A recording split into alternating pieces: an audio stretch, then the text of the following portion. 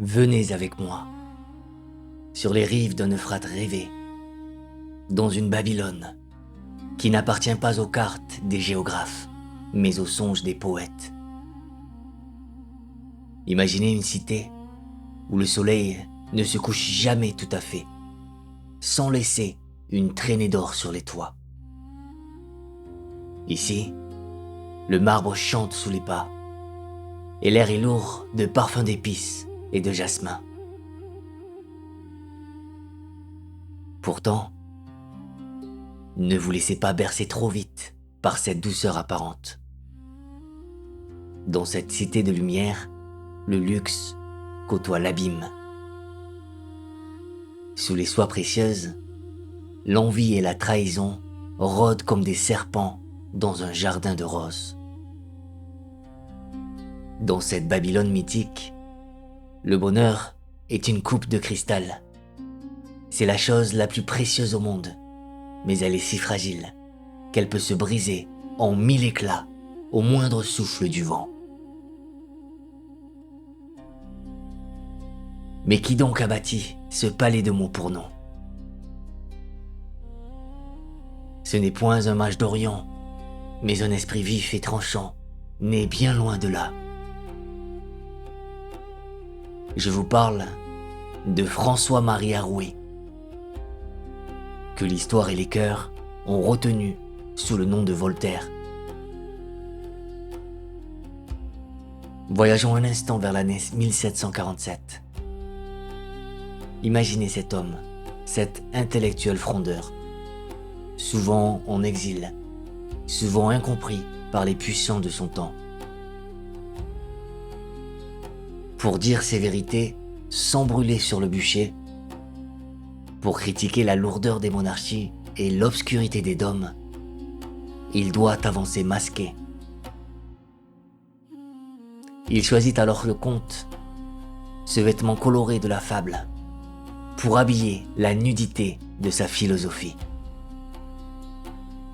Il fait de sa plume une arme, mais il la déguise en un jouet inoffensif. Écoutez avec quelle malice et quelle fausse modestie il nous invite à entrer dans son œuvre, prétendant n'être qu'un simple passeur.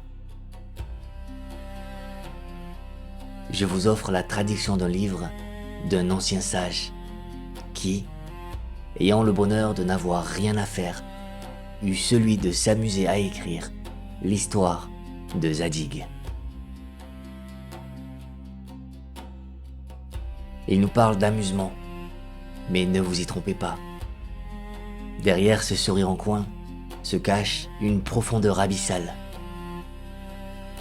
Ce récit que nous allons traverser ensemble est bien plus que la simple promenade d'un héros. Ce n'est pas seulement l'histoire d'un homme qui cherche désespérément à être heureux dans un monde imparfait. C'est le grand procès de notre condition.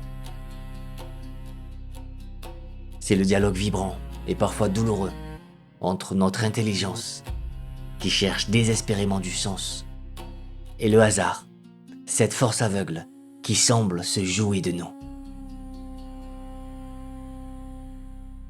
Ouvrez maintenant votre esprit à la sagesse de l'Orient et à la clarté de l'Occident. Voici l'histoire de Zadig, ou le mystère de la destinée.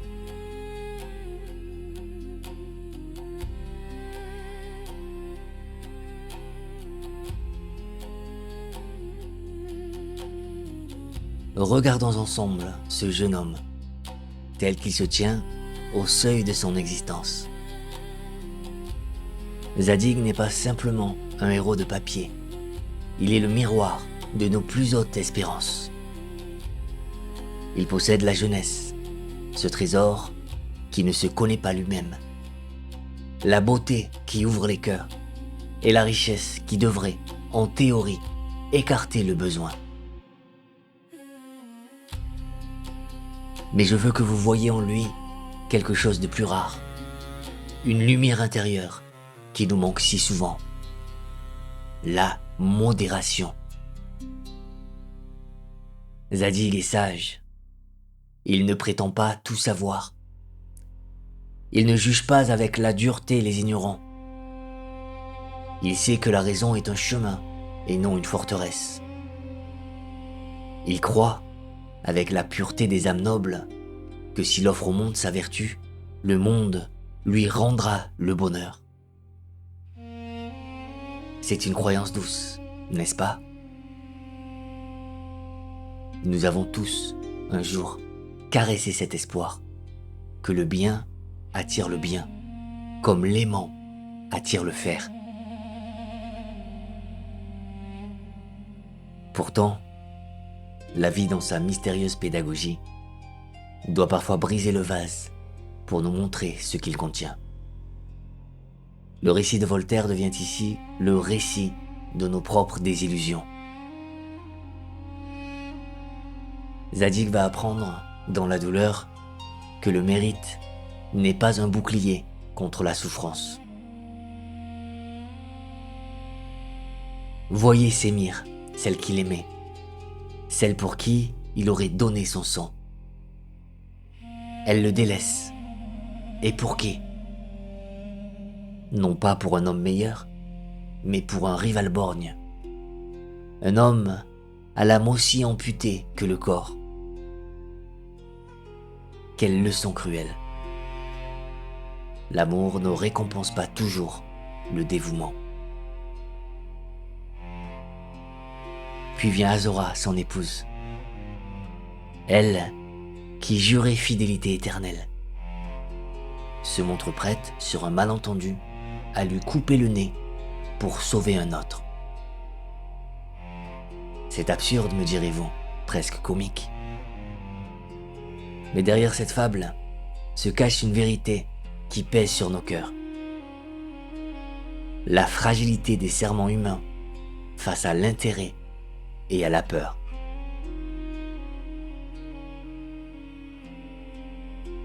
Zadig découvre alors que le danger ne vient pas seulement de ceux qu'on aime, mais de ceux qui nous regardent. Il rencontre l'envieux.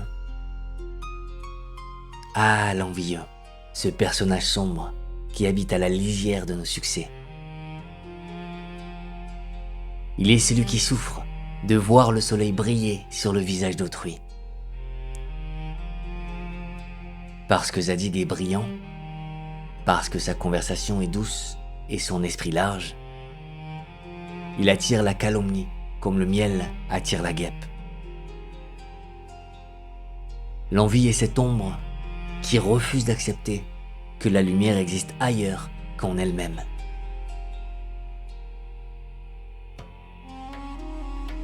Face à cette avalanche d'injustice, Zadig s'arrête. Imaginez-le, assis seul, le regard perdu vers l'horizon poussiéreux de Babylone. Il ressent ce poids que vous avez peut-être ressenti au soir d'une journée ingrate. Et il prononce ces mots que Voltaire nous rapporte comme un soupir universel.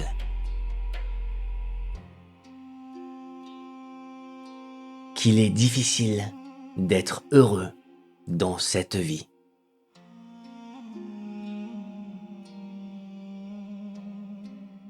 Entendez-vous cette phrase? Elle ne résonne pas comme un cri de colère, mais comme le constat lucide d'une âme qui s'éveille. L'équation était fausse. La vertu seule ne suffit pas à dompter le sort. Alors, que fait l'homme sage quand le cœur des hommes le trahit? Il se tourne vers ceux qui ne m'ont pas. Zadig, blessé par la société, décide de chercher la vérité ailleurs. Il détourne son regard des salons bruyants et des intrigues de cour pour le poser sur le silence du monde. Si les humains sont inconstants, peut-être que la nature, elle, possède des lois immuables. C'est vers cette étude, vers cette observation patiente du réel, qu'il va maintenant diriger ses pas, cherchant dans la poussière du chemin les réponses que les hommes lui ont refusées.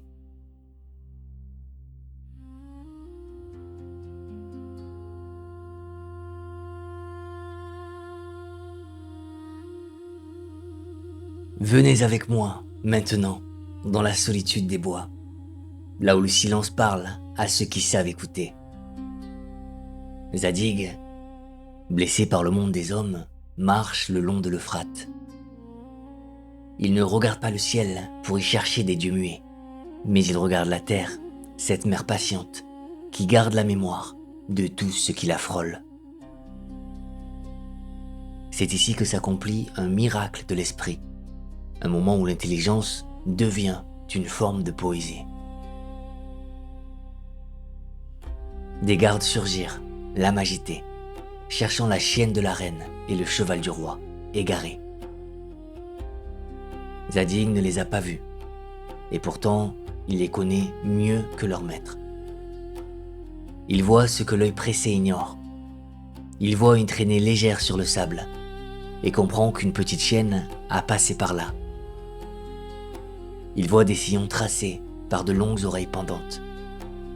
Il devine, par l'effleurement du sol, qu'elle a récemment donné la vie.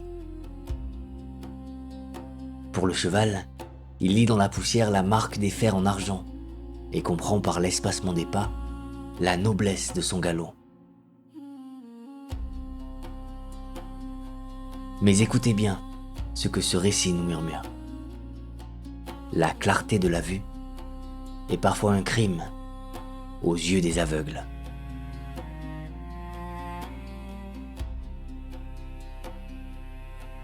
Parce qu'il a décrit avec une telle précision ce qu'il n'a pas vu, on l'accuse d'avoir volé les animaux.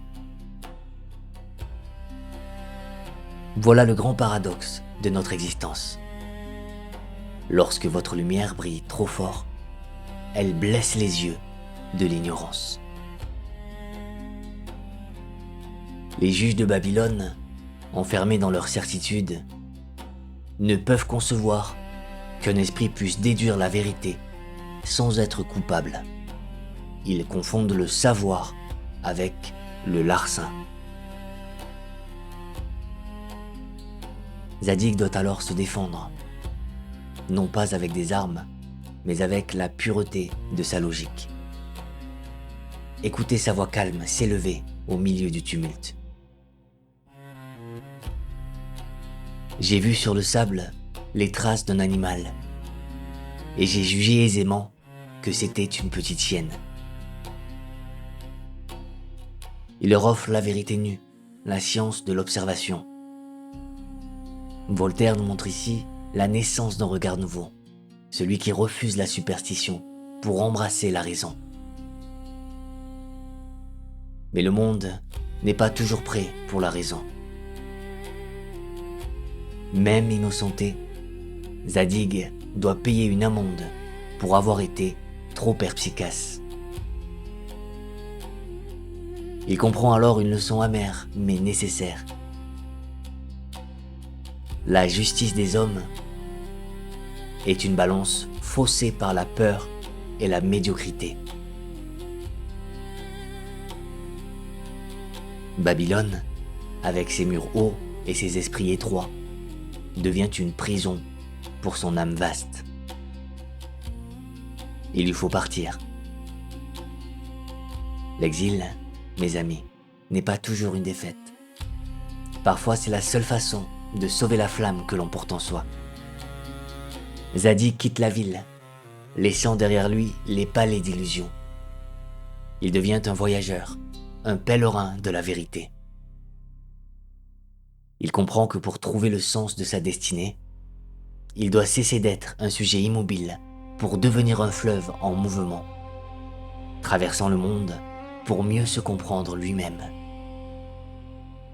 Le livre de sa vie ne fait que s'ouvrir.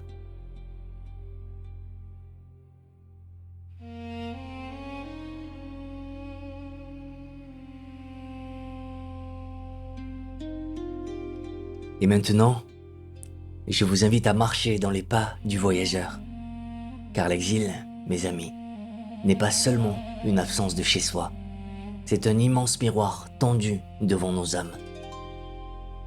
En quittant Babylone, Zadig ne change pas seulement de ciel, il change de regard. Il découvre cette vérité que le voyage enseigne à ceux qui gardent les yeux ouverts. Ce qui est sacré ici, sous les palmiers de l'Arabie, peut être criminel là-bas, sur les rives du Nil. De bien et le mal, pense-t-il, change-t-il de visage selon la couleur du sable?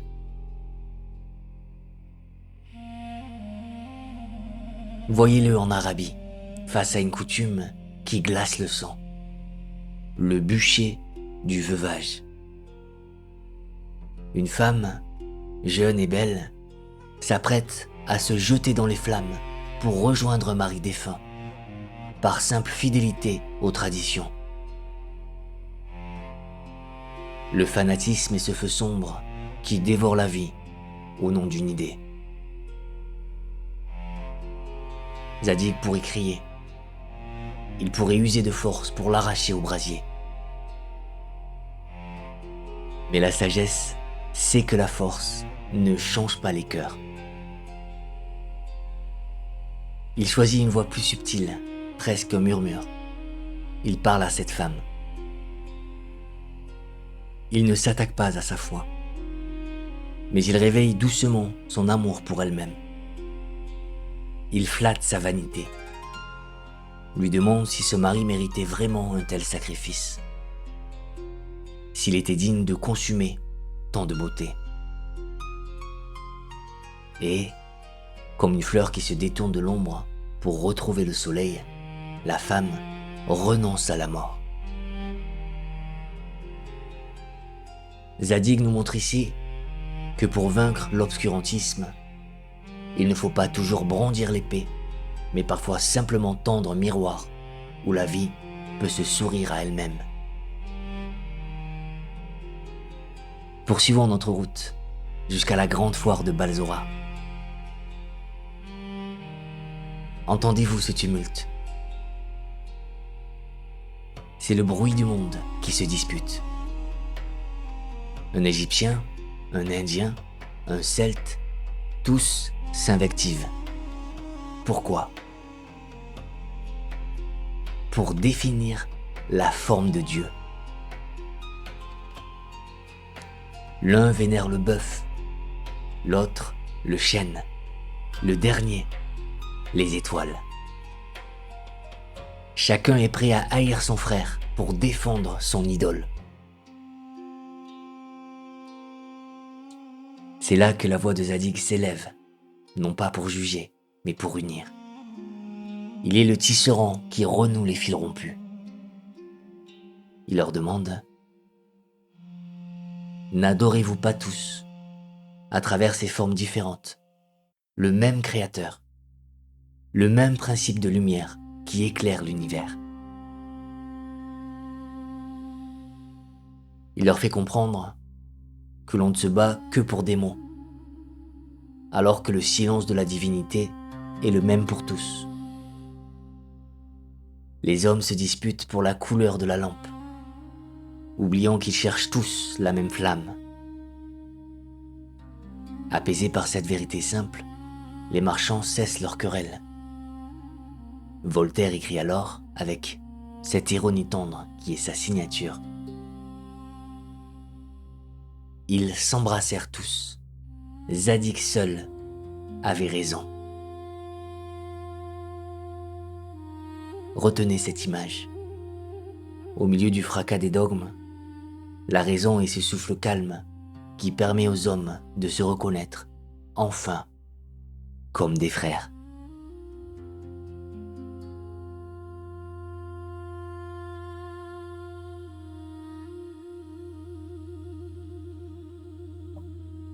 Nous arrivons maintenant au sommet de la montagne, là où l'air se raréfie et où la lumière devient aveuglante. Marchez avec moi, non plus sur la terre ferme des certitudes, mais au bord du précipice du mystère.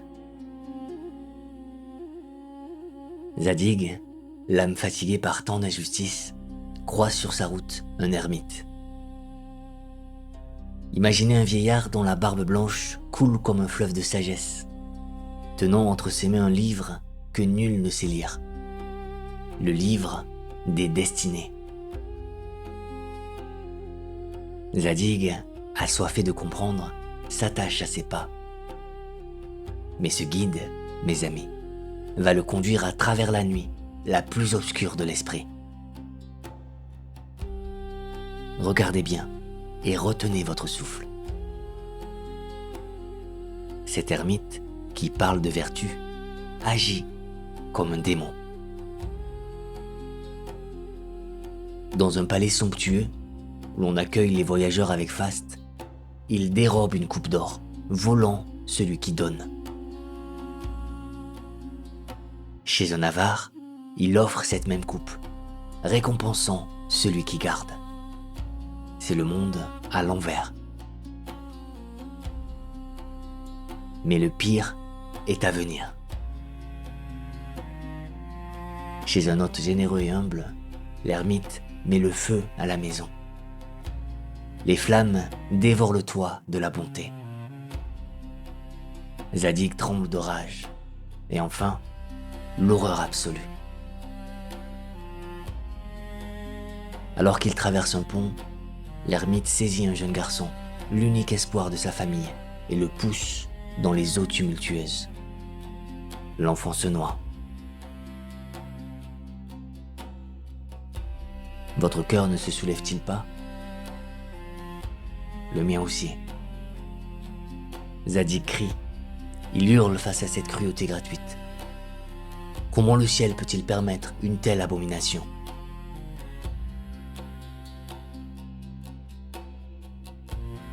C'est à cet instant précis, au cœur de la révolte, que le voile se déchire.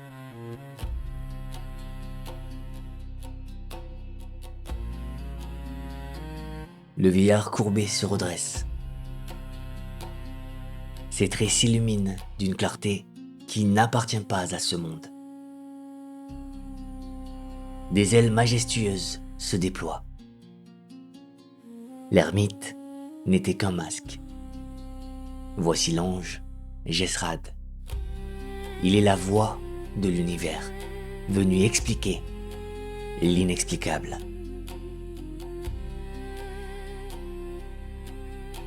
Écoutez sa révélation, car elle est un baume brûlant pour nos blessures. Il dit à Zadig: arrête tes pleurs. Ce que tu as vu n'est qu'une miette du grand festin. Il explique que sous les cendres de la maison brûlée, l'homme trouvera un trésor immense qui changera sa vie. Il révèle que cet enfant, s'il avait vécu, aurait assassiné sa tante et causé de grands malheurs. L'ange nous enseigne ici la terrible et magnifique architecture de la Providence. Nous ne voyons que le fil noir, mais Dieu tisse une tapisserie immense. Jesrad prononce alors cette sentence qui résonne à travers les siècles. Il n'y a point de mal dont il ne naisse un bien.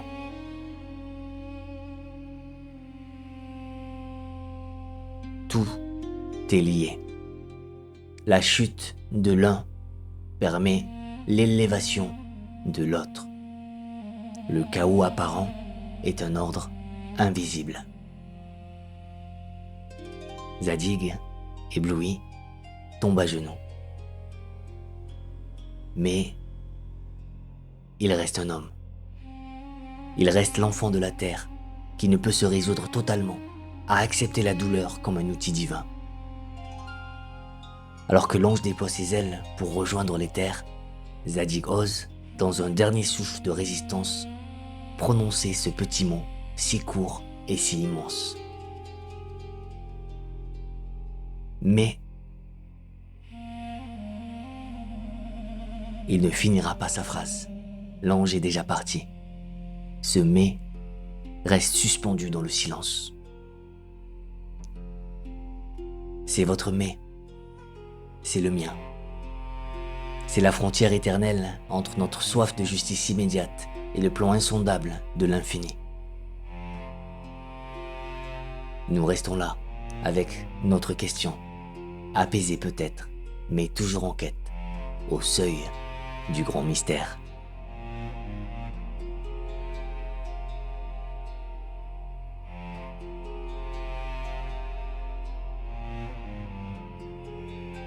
Et ainsi le cercle se referme. Le voyageur, après avoir traversé les déserts de l'incertitude et les épreuves du feu, retrouve enfin le chemin de la maison. Zadig revient à Babylone. Là, ce n'est plus seulement la chance qui guide ses pas, mais la clarté de son esprit et la bravoure de son cœur. Il dénoue les énigmes, il triomphe des combats, et il retrouve celle qui était l'étoile de ses nuits, la reine Astarté. Il monte sur le trône, et l'on dit qu'il fut un roi chéri, laissant la justice couler sur son peuple comme une eau bienfaisante sur une terre assoiffée. Pourtant, regardons ce bonheur avec les yeux de l'âme. Est-ce vraiment la récompense promise par l'ange, écrite depuis toujours dans le livre du ciel? Ou bien est-ce le fruit de la patience de Zadig, de sa capacité à naviguer sur l'océan du chaos sans jamais sombrer? Voltaire, avec ce sourire indéchiffrable qui flotte entre les lignes, ne nous donne pas la clé. Il laisse planer le doute, cette ombre légère qui rend la lumière plus belle. Peut-être que le secret n'est pas de tout comprendre, mais d'apprendre à danser avec le vent, qu'il soit doux ou violent. Ce livre, mes amis, est un héritage précieux. Il est une lanterne posée sur notre chemin moderne.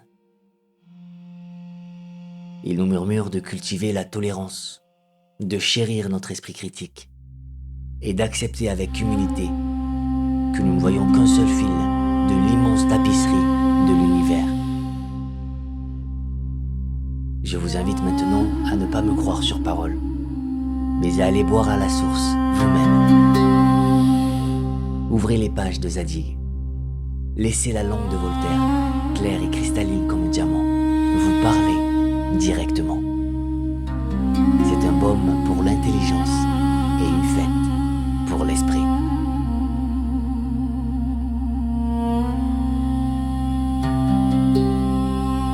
Je vous remercie du fond du cœur d'avoir partagé ce temps et ce voyage avec moi.